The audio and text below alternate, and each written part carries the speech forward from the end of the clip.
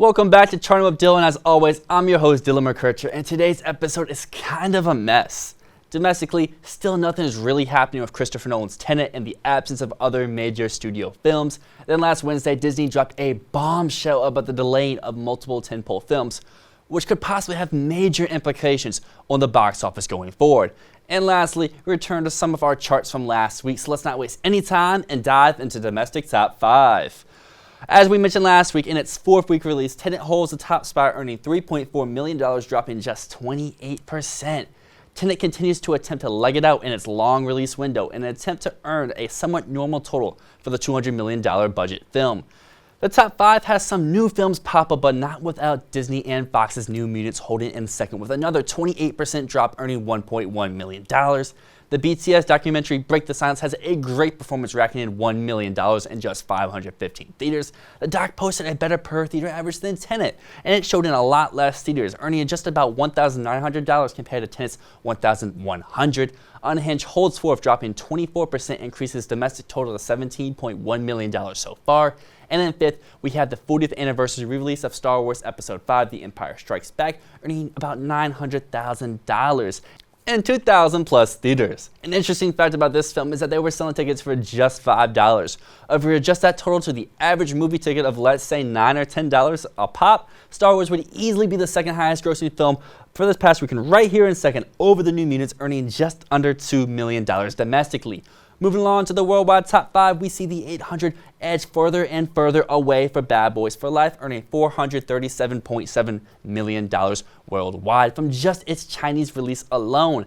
Keep in mind the Chinese box office scene has returned to somewhat normalcy since late July.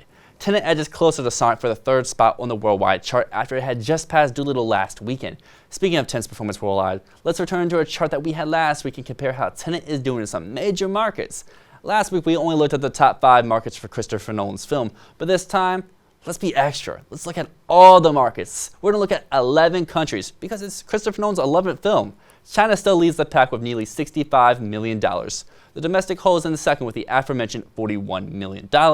Then, the UK, France, Germany, South Korea, Japan, and Taiwan conclude the list of countries where it has earned over $10 million, with Russia, Mexico, and Spain rounding out our list. Finally, to close the show, we return to 2020's top 10 films domestically, which has Tenet lunging over the gentleman for 8th spot for $41.2 million domestically so far. Next up for Nolan, the cast, and Warner Brothers is on with $61 million, which is still $20 million away. However, Tenet will have the chance to catch with the recent news of Disney pulling nearly all its films for the remainder of 2020 off the schedule, with the exception of Soul, staying on November 20th.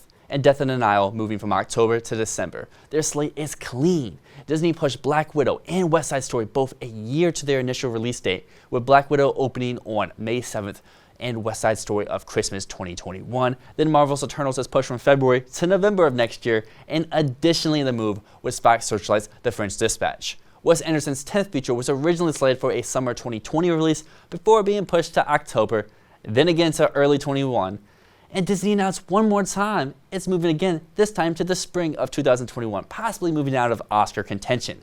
With all that being said, and a lot of negative news occurred this week. But next week, hopefully there's some more positive stuff. Maybe with Tenet, maybe with the 800, who knows where it'll be. But 2020 is kind of not looking good so far. Make sure to hit the like button and subscribe for more Return to Studios content. And until next time, this is Dill, signing off.